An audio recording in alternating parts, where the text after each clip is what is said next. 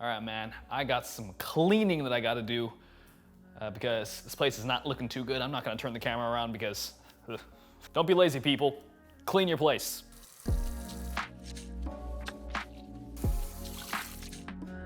Boom, kitchen's looking good. In fact, if your place is dirty right now, clean up first and then come back to this video. All right, your place clean yet? You sure? All right, I'm gonna trust you. So as you guys know, I've been going to UT Film School for 3 years now, and I haven't had the greatest time so far. Now, there are a lot of reasons why I haven't had such a good time, but I can definitely tell that looking back in these past 3 years, there have been a couple things that I could have done differently to make my experience a little bit better. After asking quite a lot of people that I've met in UT Film School, I've had very different answers all across the board. From I absolutely loved it, I got a lot of experience, and I got everything that I wanted to get out of it, to I absolutely hate it, it's stupid, and it hasn't gotten me anywhere that I need to get. So let's talk about a couple things to maximize your experience at UT Film School if you're thinking about coming. And let's call it the UT Film School Survival Guide. All right, I've gone over this in the past couple of videos about UT, but I'm gonna reiterate it again. There are 4 core classes of filmmaking at UT. Those classes are 307, 308, 317, 318. To maximize the amount of experience that you get at UT Film School, you need to get these classes out of the way as quick as humanly possible. You cannot do anything until these classes are done. Pause, everybody. This is Will from post-production here. I gotta explain to you what you need to graduate on time before we go any further because I suck at explaining things off the cuff. This is a flowchart of upper production classes. The 4 classes I mentioned just now, 307, 308, 317, 318, are all lower production classes. So what I mean by you can't do anything until those 4 classes are done is that you can't do any upper production classes, the ones that you see here, until you finish those first 4.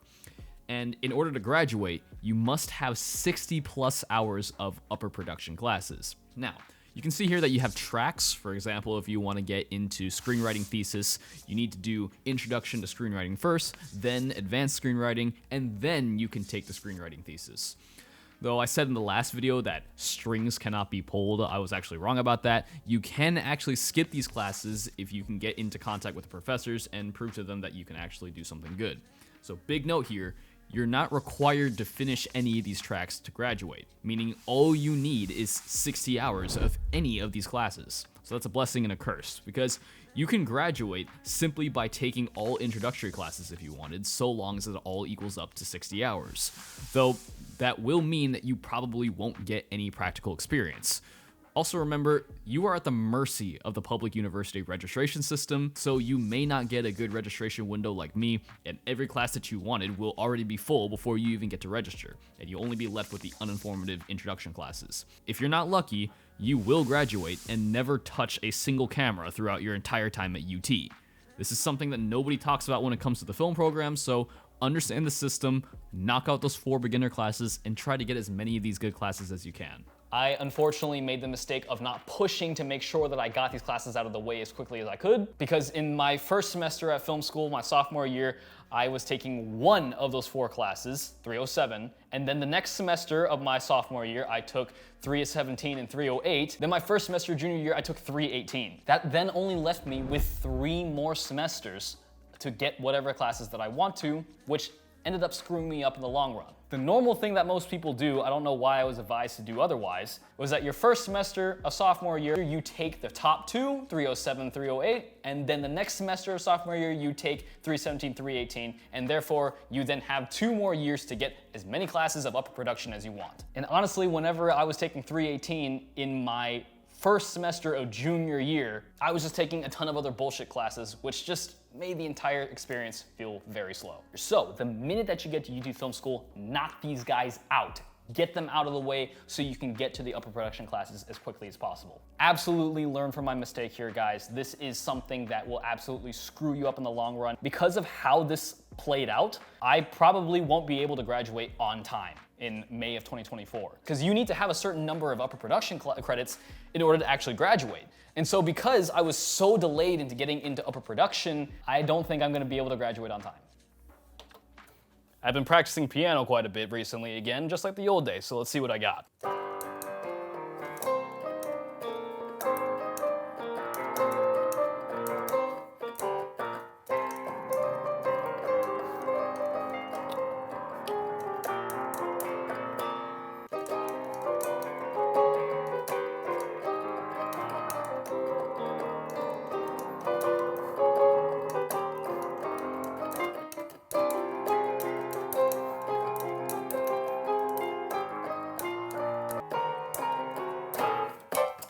Bro, the camera's rolling, so I can't play now. Shout out to you if you know what show this is from.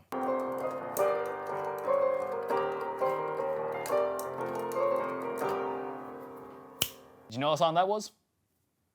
Yes? No? All right, I'll give you that one. That's from Jujutsu Kaisen. But the first one, let me know what that song was in the comments below. The next thing I want to talk about whenever it comes to going to UT Film School, you need to actively seek opportunity. So what do I mean by that? The best experience you're gonna get is actually going out on working on some of these student sets. And now definitely look for the graduate student sets. Those guys got shit on lock. They know what they're doing. And it's very close to how real film sets operate.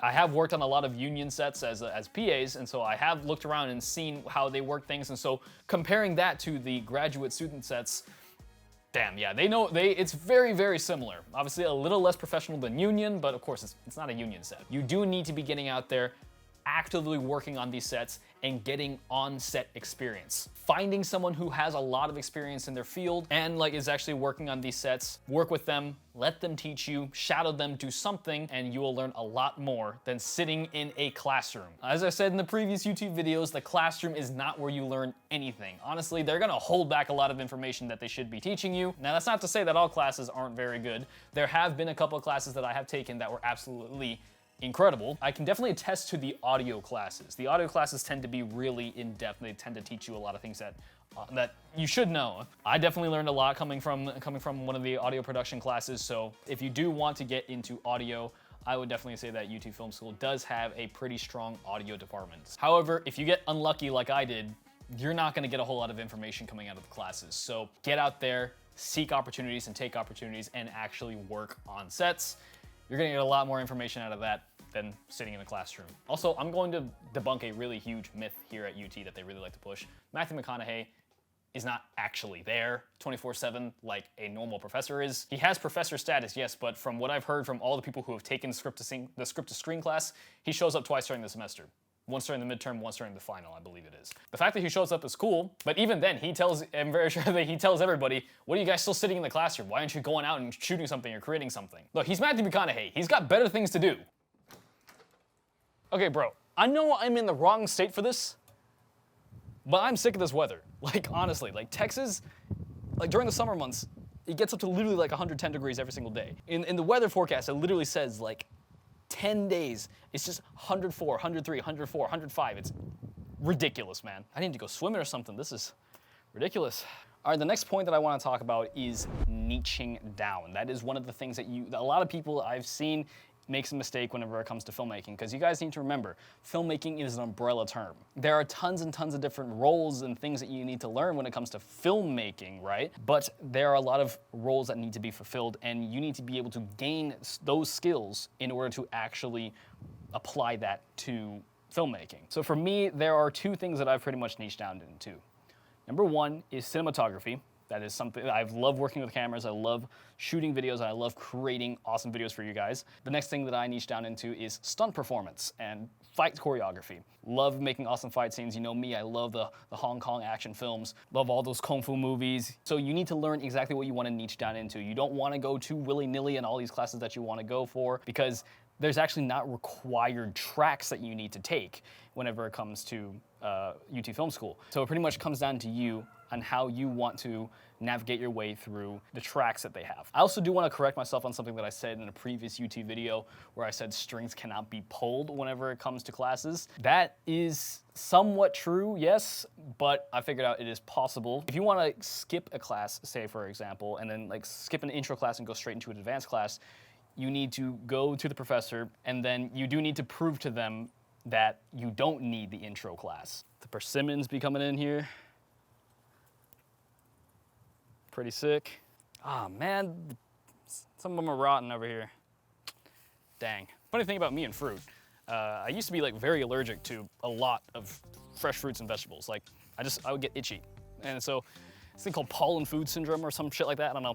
I'm starting to get over it a little bit. I'm trying to work my way up to being able to eat coconuts, because coconuts I'm very allergic to. For other fruits, I used to not be able to eat things like tomatoes without itching, but now I can eat tomatoes no problem. Love coconut, but it makes me itch really badly. So I'm trying to slowly work my way up there, and hopefully I can eat coconuts sometime in the future. It's where I film all my short form content for Instagram. Follow me on Instagram, by the way, at The Filmmaker's Code. All right, so the final thing that I want to talk to you guys about is getting your credits on point.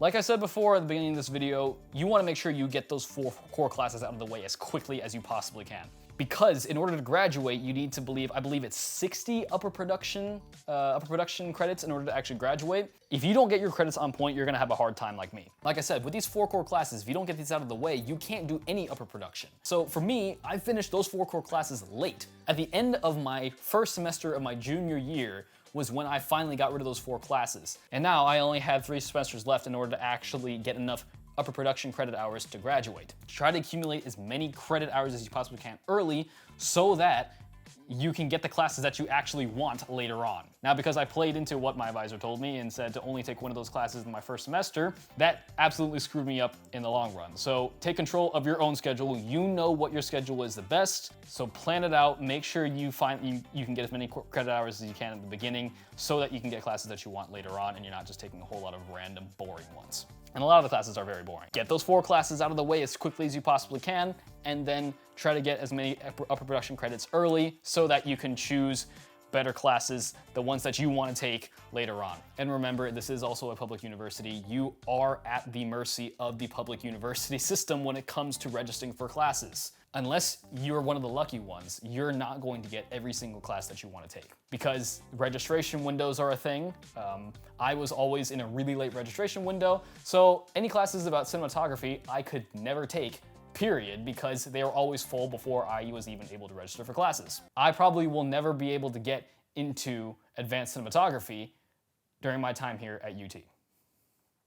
So, with that being said, I hope you guys enjoyed this video. I hope I was able to give you a little bit of insight to UT Film School and what you need to look out for. Don't make my mistakes. If you do want to get into UT, and if you do plan on coming to UT Film School, hopefully you'll have a much better time than I have. But before we go, if you want to learn more about cinematography, we have our brand new $27 mini cinematography course. It teaches the 7 fundamentals of a cinematic image that you need to understand in order to shoot cinematic films. And you can get this whole course for only $27. So click the link in the top right corner and in the first link in the description below to check it out. But other than that, if you have any more questions, please let me know and I'll see you in the next video.